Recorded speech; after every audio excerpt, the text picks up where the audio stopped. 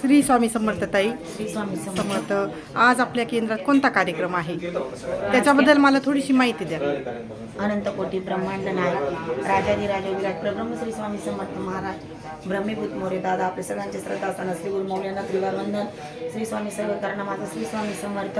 आज केंद्राचा काल 7 दिवसापर्यंत वाचन वाढलं ताई. आपलं 7 दिवस अखंड नाम जप सप्ताह अजून पण चालू आहे. 4:30 आरतीपर्यंत प्रहरी उतरवले जातील. सत्यदत्त पूजन चालू आहे. इकडे एक यजमान जोडपे सत्यनारायणाची आपलं सत्यनारायण पूजन नसं हे आपले याज्ञिके दादा हे सत्यदत्त पूजन चालू आहे. इथे आता आपल्या काकीज मातांनी स्वामींचा अभिषेक झाला आणि सत्यदत्त कथा वाचन चालू आहे. सत्यनारायणाची नाही, सत्यदत्त म्हणजे दत्त महाराजांची. सत्यनारायण म्हणजे आपलं विष्णूंची पूजा असते ती वेगळी, ही वेगळी दत्त महाराजांची. ती वाचन चालू आहे. 10:30ला महाआरती होईल आपली, नैवेद्य आरती. तर सगळ्या देवांना नैवेद्य लावले जातील. इतर वेळेस रोज फक्त एक नैवेद्य स्वामींना असतो, पण आज महानैवेद्य असल्यामुळे सगळ्या देवदेवतांना ताटं लावले जातील. विविध प्रकारचे नैवेद्य येतात, ते लावले जातात आणि मग तो प्रसाद सगळ्यांना वाटला जाईल. नैवेद्य कसला राहील आज स्वामींना? नैवेद्य श्री बालाजी के. हो का? श्री बालाजी के राहतो आणि पुरणपोळीचा राहतो.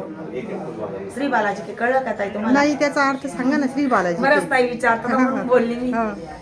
श्री म्हणजे श्रीखंड, बा म्हणजे बासुंदी, ला म्हणजे लाडू, जी म्हणजे जिलेबी, के म्हणजे केशरी भात. श्री बालाजी के असा नैवेद्य येतो. त्याचा अर्थच कळला नव्हता. छान झालं तुम्ही माहिती दिली. विचारतात. आणि नंतर आरती वगैरे पूर्ण आरत्या होतील ताई. हो का? पंचाआरती होईल आपली.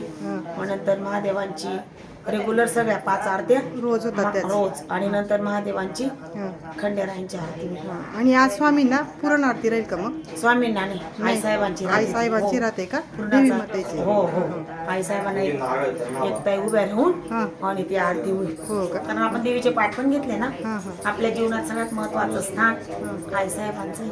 आणि अजून आरती वगैरे झाल्यानंतर मग पुढचा कार्यक्रम महाप्रसादाचा कार्यक्रम आहे. आरती झाल्यानंतर काय राहणार आहे पुढचा कार्यक्रम? आरती झाल्यानंतर आपली कथेची सांगता होईल. आपण जे पारायण केलं ना 7 दिवसाचं ते सांगता होईल.